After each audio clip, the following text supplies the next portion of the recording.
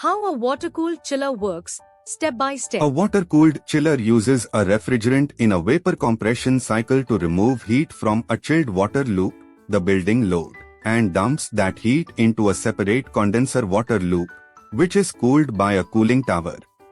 Below is a clear, numbered step-by-step of what happens and the main components involved.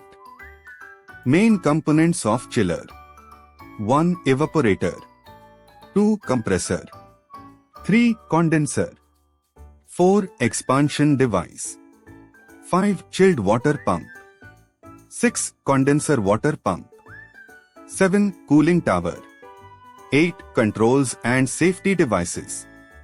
Evaporator, shell and tube or braced plate, cools the chilled water loop. Compressor raises refrigerant pressure and temperature. Condenser, water-cooled, transfers heat from refrigerant to condenser water. Expansion device, TXV orifice, drops refrigerant pressure before the evaporator.